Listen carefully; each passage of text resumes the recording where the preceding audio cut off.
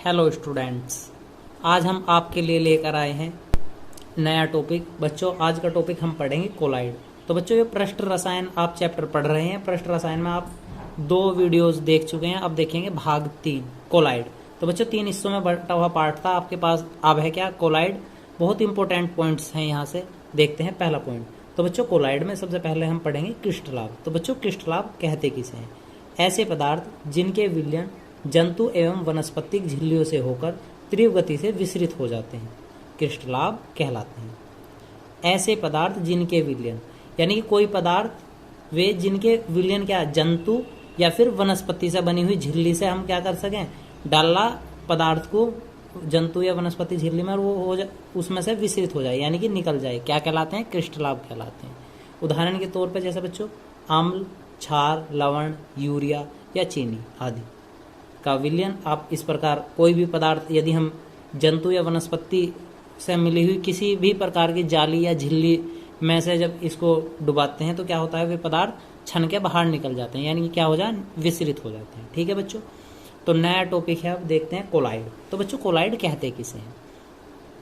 तो कोलाइड ऐसे पदार्थ जिनके विलयन जंतु या वनस्पतिक झिल्लियों से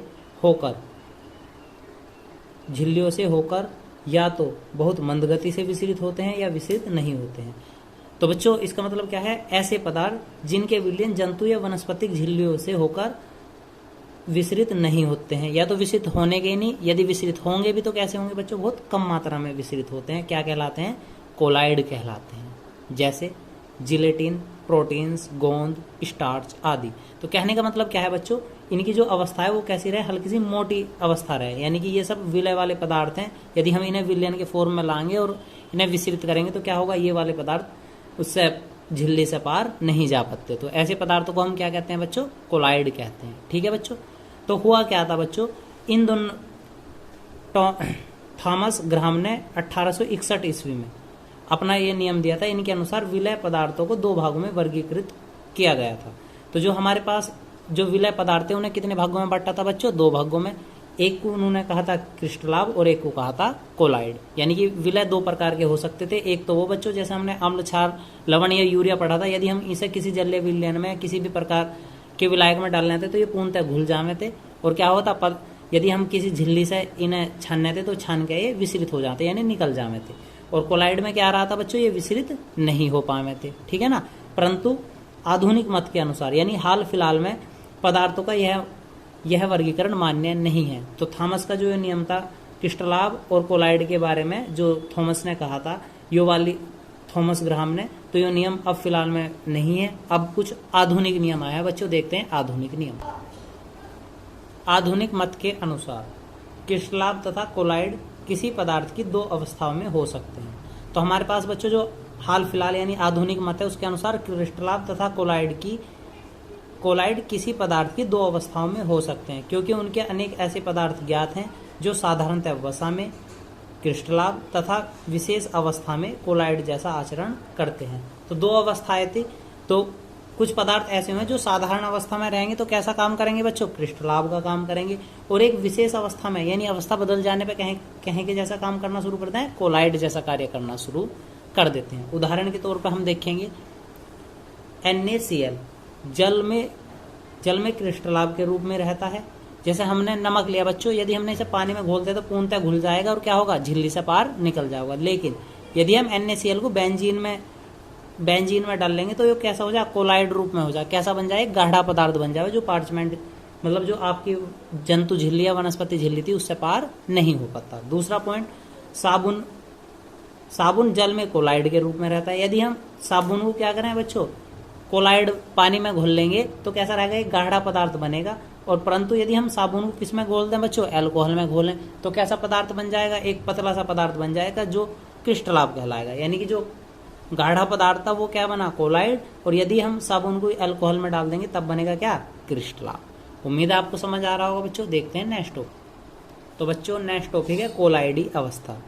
यदि कोई पदार्थ किसी अन्य माध्यम से इस प्रकार विसरित हो कि उनके कणों का आकार 10⁻⁻⁴ से 10⁻⁷ सेंटीमीटर के मध्य हो तो कहा जा सकता है कि वह पदार्थ कोलाइडी अवस्था में है।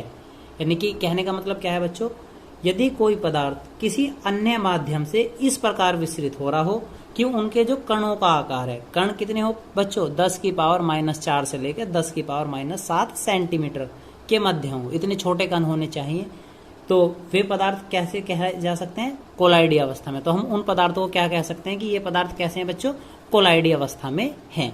ठीक है बच्चों, अब नेक्स्ट टॉपिक देखते हैं कोलाइडी विलयन, हम बनाते कैसे।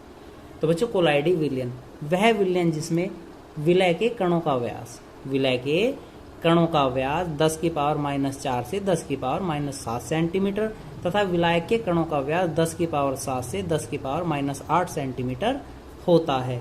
यानी कि यदि विलयन में विलय के कणों का व्यास तो कितना हो बच्चों, 10 की पावर -4 से लेकर 10 की पावर -7 सेंटीमीटर तक तथा विलायक के कणों का व्यास 10 की पावर -7 से 10 की पावर -10 सेंटीमीटर तक होता है। क्या कहलाते हैं, कोलाइडी विलयन कहलाते हैं। ठीक है बच्चों, आगे देखते हैं।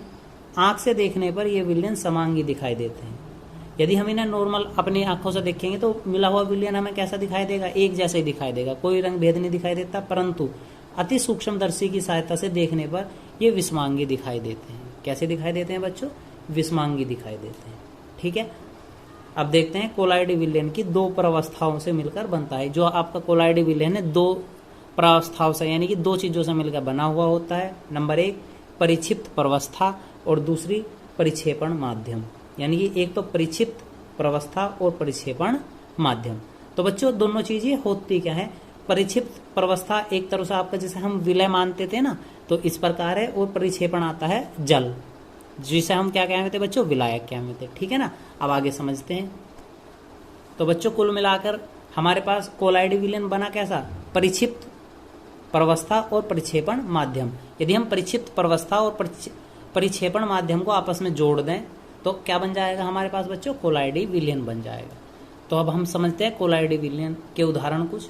गोंद, स्टार्च, जिलेटिन आदि के कोलाइडी विलयन में इनके कोलाइडी कण परिक्षिप्त प्रावस्था है तथा जल परिक्षेपण माध्यम है। जैसा आपने बच्चों गोंद को देखा होगा, तो गोंद है, गोंद एक गाढ़ा सा पदार्थ हो गया, तो उसमें जो आपके पास कोलाइडी कण थे तो वो तो क्या है, जो गोंद के गाढ़े वाले कण थे वो सब तो क्या है बच्चों, परिक्षिप्त प्रावस्था है। और जितना भी आपने गोंद में क्या मिलाया था, जल मिलाया था, जल क्या कहलाएगा बच्चों, परिक्षेपण माध्यम। ठीक है, यानी कि जल क्या था, हमारी विलयन की भाषा में कहें तो जल हमारे पास था विलायक के रूप में, और परिक्षिप्त प्रावस्था कहे में थी विलय के रूप में। ठीक है बच्चों, उम्मीद है आपको समझ आ रहा होगा। देखते हैं नेक्स्ट टॉपिक। तो बच्चों नेक्स्ट टॉपिक है कोलाइडो का वर्गीकरण। तो कोलाइडो को दो भागों में विभाजित किया जा सकता है। नंबर 1 द्रव स्नेही कोलाइड या द्रव रागी कोलाइड। तो हमारे पास दो प्रकार के कोलाइड होते हैं वर्गीकरण के आधार पर, एक तो द्रव स्नेही कोलाइड और द्रव रागी कोलाइड। वेरी इंपॉर्टेंट पॉइंट है बच्चों, दोनों द्रव स्नेही भी और द्रव विरोधी भी कई बार परीक्षा में आ भी चुके हैं। तो देखते हैं बच्चों कहते किसे हैं। जो पदार्थ विलायक के संपर्क में आने पर शीघ्र से कोलाइडी अवस्था में परिवर्तित हो जाते हैं, द्रव स्नेही कोलाइड कहलाते हैं। जो पदार्थ विलायक के संपर्क में आने पर, हमने कोई पदार्थ लिया और उसे विलायक में घेरा, तो घेरने पे एकदम से क्या हो जाए, वो शीघ्रता से कोलाइडी अवस्था में बदल जाए, तो ऐसे पदार्थ को हम क्या कहते हैं, द्रव स्नेही कोलाइड कहते हैं। जैसे स्टार्च, जिलेटिन, प्रोटीन्स, गोंद आदि। जब परिक्षेपण माध्यम, ये सभी क्या है बच्चों, कोलाइड के द्रव स्नेही कोलाइड के उदाहरण है। स्टार्च भी, जिलेटिन भी, प्रोटीन भी, गोंद भी। ठीक है, अब हम इसे आगे से समझते हैं। जब परिक्षेपण माध्यम जल में होता है, जब परिक्षेपण माध्यम किस में हो बच्चों, जल में होगा, तो इसे जल स्नेही कोलाइड भी कहते हैं। यानी कि इस वाले को द्रव स्नेही कोलाइड को हम क्या कह सकते हैं, यदि हम इन पदार्थों को किसमें घोलने हो, जल में, तो जल स्नेही कोलाइड भी कह सकते हैं। ठीक है बच्चों, नेक्स्ट है द्रव स्नेही कोलाइड के लक्षण या विशेषताएं। तो बच्चों लक्षण या विशेषताएं होती क्या है। पहला लक्षण या विशेषता नंबर 1, ये स्थायी कोलाइड होते हैं। ये कैसे होते हैं बच्चों, स्थायी कोलाइड होते हैं। नंबर 2, द्रव स्नेही कोलाइड विद्युत अपघटय द्वारा आसानी से स्कंदित या अवक्षेपित नहीं होते हैं। तो द्रव स्नेही कोलाइड विद्युत अपघटय द्वारा आसानी से स्कंदित या अवक्षेपित नहीं होते। यदि हम द्रव स्नेही कोलाइड में कोई बाहर से कोई पदार्थ घेरेंगे तो ये आसानी से जिस पदार्थ के साथ जुड़ रहे थे उसी के साथ रहेंगे, यानी कि आसानी से वहां से हटते नहीं है। ठीक है बच्चों। नंबर 3 पार्ट, स्कंदन के बाद इन्हें पुनः कोलाइडी अवस्था में आसानी से परिवर्तित किया जा सकता है। यदि एक बार को ये स्कंदित हो भी गए थोड़े बहुत, तो हम क्या कर सके इन्हें पुनः कोलाइडी अवस्था में वापस भी बना सकते हैं।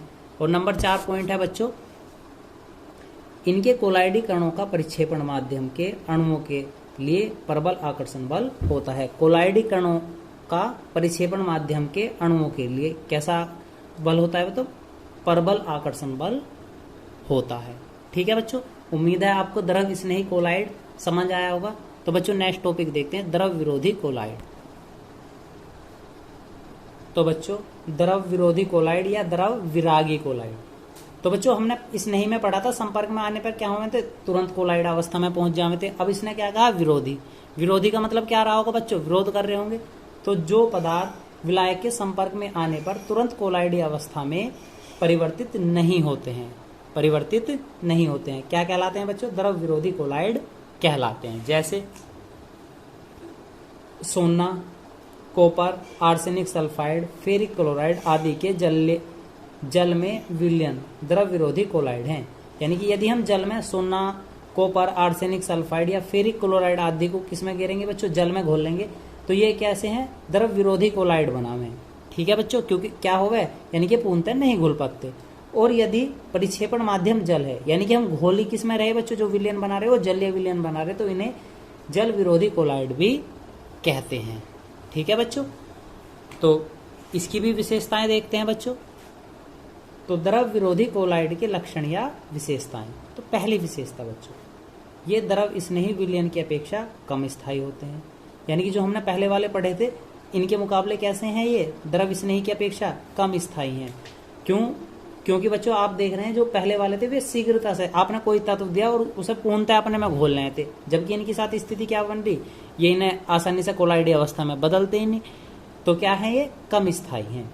दूसरा, विद्युत अपघटन की सहायता से इन्हें आसानी से अवक्षेपित या स्कंदित किया जा सकता है।